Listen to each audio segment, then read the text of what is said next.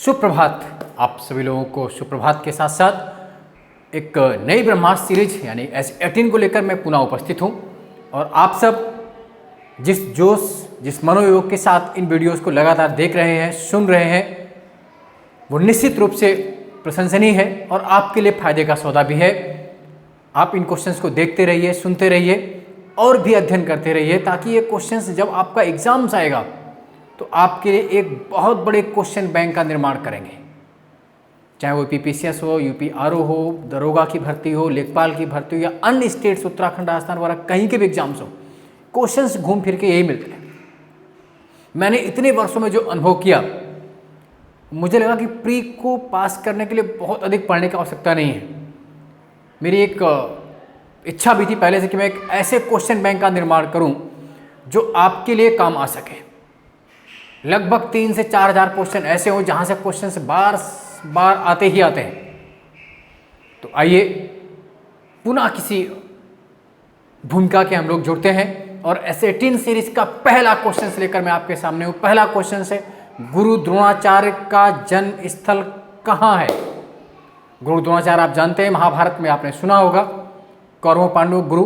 तो उनका जो जन्म स्थान है काम्पिल, फर्रुखाबाद, उत्तर प्रदेश के फर्रुखाबाद जनपद में काम्पिल में है। फर्रुखाबाद में मैं अभी पोस्टेड भी हूँ, मान्यवर कांसीराम डिग्री कॉलेज में। और गुरु द्रोणाचार्य के बारे में आप जानते हैं कि महाभारत में जो कौरव और पांडव के गुरु थे वो गुरु द्रोण थे।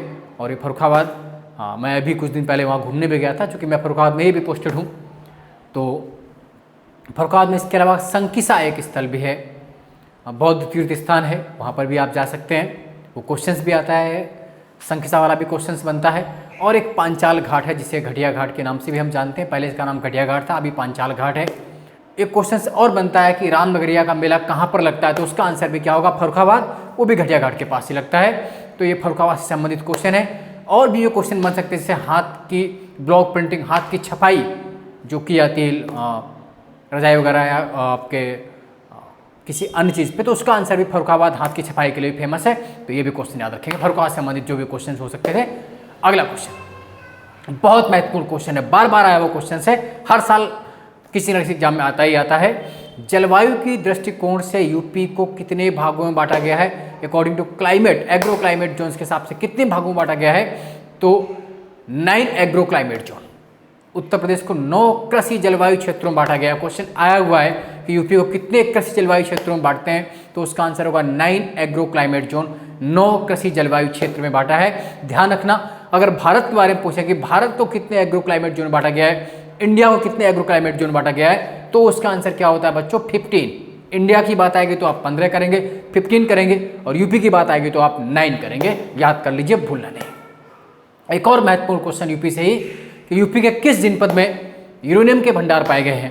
यूरेनियम आप जानते हैं जो एटॉमिक मिनरल्स होता है, तो यूरेनियम की जो धातु है वो उत्तर प्रदेश के ललितपुर जनपद में, ललितपुर जिले में यूपी में यूरेनियम के माइंस या यूरेनियम की खदान पाई गई है। तो ये आप यूपी करेंगे। और वैसे भारत की अगर बात करें तो भारत में जो यूरेनियम की सबसे फेमस माइंस है यूरेनियम की, वो जादूगोड़ा है, झारखंड है।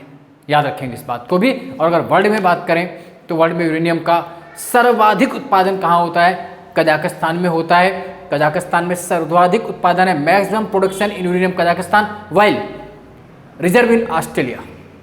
अगर सर्वाधिक भंडारण की बात करेंगे तो हम ऑस्ट्रेलिया करेंगे, गलत नहीं करना। उत्पादन कजाकिस्तान नंबर 1 पे है, जबकि भंडारण में ऑस्ट्रेलिया नंबर 1 पे है। चलिए अगला क्वेश्चन ले लेते हैं। भारतीय पशु चिकित्सा अनुसंधान संस्थान कहाँ पर है? बार बार आया हुआ क्वेश्चन है और आप ये सब जानते भी होंगे। भारतीय पशु चिकित्सा अनुसंधान संस्थान इज्जतनगर, बरेली, यूपी। उत्तर प्रदेश के बरेली में है, इज्जतनगर में। आप लोग सोच रहे होंगे क्वेश्चन कुछ सरल भी हैं, तो मेरा ये काम नहीं करना कि आपको हार्ड क्वेश्चन देखकर भ्रमित करें। जो क्वेश्चंस एग्जाम में आते ही हैं उन क्वेश्चंस को आपको रटना है, भले ही वो सरल हो, भले ही कठिन हो। लेकिन जो क्वेश्चंस आते हैं जिनकी पॉसिबिलिटी ज़्यादा है, जिनकी प्रोबेबिलिटी ज़्यादा है, उन क्वेश्चन को आपको रटना ही रटना है, ताकि आप एग्जाम हॉल में कोई गलती न करें। आप ऐसे सिंपल क्वेश्चंस को गलत करके ही बाहर होते हैं। चलिए 2011 के सेंसस के अनुसार, 2011 की जनगणना के अनुसार साक्षरता लिटरेसी रेट वाले डिस्ट्रिक्ट कौन कौन से हैं, तो अगर एक ऑप्शन चुनना होगा तो सर्वाधिक साक्षर जिला कौन सा है यूपी का, गौतम बुद्ध नगर, जिसका मुख्यालय नोएडा में है, गौतम बुद्ध नगर। उसके बाद कानपुर नगर है, फिर औरैया है, फिर इटावा और गाजियाबाद। गौतम बुद्ध नगर यूपी का सबसे साक्षर जिला है, जिसकी लिटरेसी रेट 80.1% है, 80.1 गौतम बुद्ध नगर। नंबर 2 पर कानपुर नगर 79.7, देन औरैया 78.9, देन इटावा करेंगे 78.4 एंड गाजियाबाद लास्ट 78.1%। तो याद रखेंगे गौतम बुद्ध नगर, कानपुर नगर, औरैया, इटावा, गाजियाबाद टॉप 5 ये उत्तर प्रदेश के 5 सबसे अधिक पढ़े लिखे जनपद हैं। एक और क्वेश्चन हिस्ट्री का लेते हैं। नील आंदोलन आपने सुना है, इंडिगो मूवमेंट्स। नील आंदोलन का समर्थन करने वाले हिंदू पैट्रियाट के संपादक कौन थे? हरिश्चंद्र मुखर्जी, हरिश्चंद्र मुखर्जी जिन्होंने हिंदू पैट्रियाट नामक न्यूज़पेपर निकाला था। ये क्वेश्चन अलग से बनता है कि हिंदू पैट्रियाट के पब्लिशर कौन थे, संपादक कौन थे, तो उसका आंसर क्या होगा? हरिश्चंद्र मुखर्जी। और इस न्यूज़पेपर में उन्होंने किस मूवमेंट का वर्णन किया था, किस मूवमेंट के समर्थन में इस मूवमेंट में लिखा, तो उसका आंसर होगा नील आंदोलन। और आप ये जानते हैं कि जो नील आंदोलन चला था 1859 to 60 1859-60 में बंगाल में चला था, और नील आंदोलन में प्रमुख भूमिका किसने निभाई, ये क्वेश्चन अलग से भी आता है। तो दिगंबर विश्वास व विष्णु विश्वास नाम के 2 भाई थे, दिगंबर विश्वास एंड विष्णु विश्वास। इस बात को भी याद कर लीजिए। इंडिगो मूवमेंट्स नील आंदोलन 1859-60 में बंगाल में, और इसमें जो लीडिंग रोल था दिगंबर विश्वास एंड विष्णु विश्वास का, और इसके समर्थन में ही हरिश्चंद्र मुखर्जी ने हिंदू पैट्रियाट में भी लिखा था, ये भी याद रखेंगे। अगला क्वेश्चन ज्योग्राफी का है। प्रसिद्ध टेलर वैली, टेलर घाटी कहां पर है? तो इसका आंसर क्या है? ऑस्ट्रेलिया। टेलर घाटी कहां पर है? ऑस्ट्रेलिया। ऑस्ट्रेलिया को आप वैसे भी याद रखेंगे, ऑस्ट्रेलिया जहाँ पर मेलबर्न, कैनबरा, सिडनी जैसे शहर हैं, और सिडनी को दुनिया का वुलन पोर्ट भी कहते हैं, ऊनी बंदरगाह भी कहते हैं ऑस्ट्रेलिया में, है ना। और ऑस्ट्रेलिया में प्रसिद्ध कालगोल्डी और कूलगार्डी नाम की प्रसिद्ध गोल्डन माइंस हैं। ये क्वेश्चंस भी अलग से आता है। चलिए अगला क्वेश्चन, पारिस्थितिकी तंत्र, इकोसिस्टम की संकल्पना या उस शब्द को सबसे पहले स्थापित करने वाले कौन है? इकोसिस्टम, पारिस्थितिकी तंत्र, बार बार आता हुआ क्वेश्चन है। इसका सबसे पहला प्रयोग किसने किया? तो H.G. Tansley, A.G. टांसले ने पहली बार इकोसिस्टम वर्ड दिया, आप याद रखेंगे। एक और महत्वपूर्ण क्वेश्चन, ये भी आता हुआ क्वेश्चन है, साइनोकोबालामिन। साइनोकोबालामिन किस विटामिन का साइंटिफिक नाम है, किस विटामिन का रासायनिक नाम है? तो इसका आंसर करेंगे आप vitamin B12। Vitamin B12 cyanocobalamin. Vitamin B complex है, जिसमें B1 से लेके B2 B3 करके विटामिन होते हैं, तो इसमें B12 को हम कहते हैं साइनोकोबालामिन। आप याद रखेंगे। विटामिन बी और सी 2 ऐसे विटामिन हैं जो जल में घुलनशील होते हैं, बाकी ए डी जितने भी हैं एच और के वो सब वसा फैट में। ये क्वेश्चन अलग से आता है कि वाटर सोल्यूबल कौन से हैं और फैट सोल्यूबल कौन से हैं। तो वाटर में BC और बाकी सभी वसा में, इनको भी अलग से याद रखेंगे। एलोरा में जो गुफाएं हैं और जो शैलकृत मंदिर टेम्पल्स हैं, उनका संबंध किन किन धर्मों से है? तो एलोरा जो प्रसिद्ध है महाराष्ट्र के औरंगाबाद डिस्ट्रिक्ट के में है, तो इस एलोरा की गुफाएं जो भी केव्स बनी हैं हिंदुओं, बौद्धों और जैनों, याद रखना, हिंदुओं, बौद्धों और जैनों से प्रसिद्ध है। एलोरा महाराष्ट्र में पड़ता है। महाराष्ट्र में ही अजंता की प्रसिद्ध गुफाएं भी हैं, अजंता। इसी तरह बाघ MP में पड़ती है। इसी तरह पाताल भुवनेश्वर उत्तराखंड में पड़ती है। जो फेमस गुफाएं हैं उनके बारे में भी याद रखिए।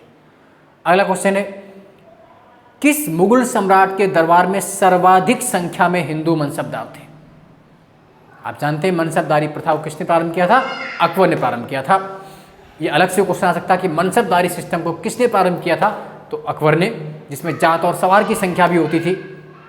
जात का मतलब उसकी रैंक से, सवार का मतलब वो कितने हॉर्स, कितने घोड़े अपने पास रख सकता है, ये भी आता हुआ है। तो सर्वाधिक हिंदू मनसबदार औरंगजेब के समय थे। किसके पास थे? औरंगजेब के समय लगभग 33% के आसपास हिंदू मनसबदार थे। उसके बाद शाहजहां, उसके बाद जहांगीर और उसके बाद अकबर। तो सर्वाधिक हिंदू मनसबदार किसके समय थे? औरंगजेब के समय। जबकि मनसबदारी प्रथा को प्रारंभ किसने किया था? अकबर ने। इस बात को भी आप याद रखेंगे, भूलना नहीं है, बार बार क्वेश्चन आता है। अंतर्राष्ट्रीय शांति और समझौता, इंटरनेशनल पीस एंड सिक्योरिटी, अंतर्राष्ट्रीय समझौते को लागू करने से संबंधित कौन सा अनुच्छेद भारतीय संविधान में है? इस संविधान के अनुच्छेद को आप बार बार पढ़ लीजिए, रट लीजिए।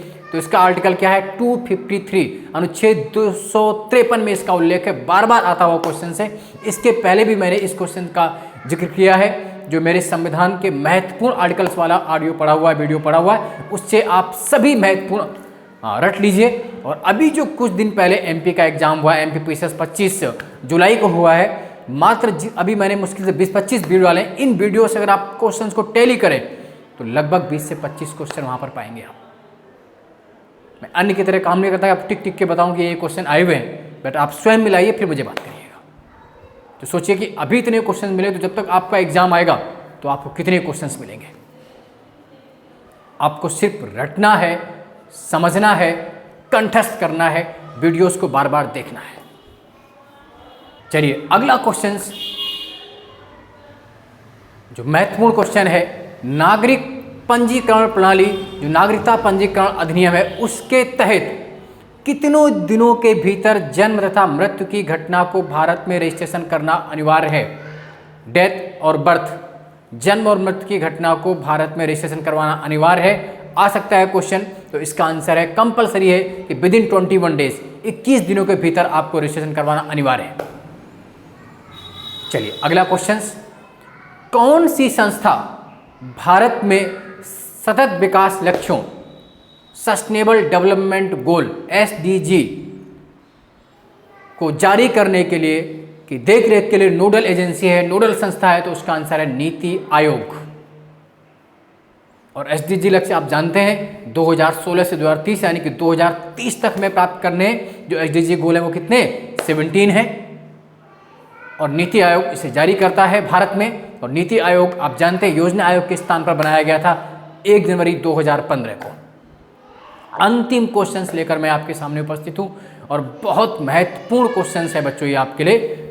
तुलसी आप सब जानते हैं, प्रत्येक भारतीय घरों में तुलसी का पौधा है। तुलसी के पौधे का औषधि महत्व, जो मेडिसिनल आपका इंपॉर्टेंस है, औषधि महत्व किन तत्वों की उपस्थिति के कारण है? आ सकता है क्वेश्चन। तो इसका आंसर है फिनॉल और फ्लेवानाइड। इसका साइंटिफिक नेम क्या है, वैज्ञानिक नाम क्या है? तो ऑक्सीसम लैक्टस। क्या नाम है इसका साइंटिफिक? ऑक्सीमम लैक्टस। और ये जो तुलसी है, इसका जो उपचार होता है, बहुत से रोगों में इसको हम प्रयोग करते हैं, जैसे कफनाशक है, और कभी कभी ज्वरनाशक में भी, प्रोदनाशक में इसका प्रयोग करते हैं। और आप याद रखिए कि तुलसी इतने चीज़ों में यूज होती है, इसीलिए भारतीय घरों में तुलसी पूजनीय मानी जाती है। इसका औषधि महत्व है और ऑक्सीजन का भी महत्व है, इसीलिए इस तुलसी के पौधे को औषधि की जननी भी कहते हैं, मदर ऑफ मेडिसिन प्लांट भी कहा जाता है। तो आज के लिए इतना। इस वीडियो को आप लाइक करिए, सब्सक्राइब जरूर करें, और अगर आपको अच्छा लगता है तो उन स्टूडेंट्स को भी शेयर करें जिनको इसकी आवश्यकता हो। निश्चित रूप से आप पढ़ते रहिए, निश्चित रूप से आप सफल होंगे। धन्यवाद, मिलते हैं अगले वीडियो में।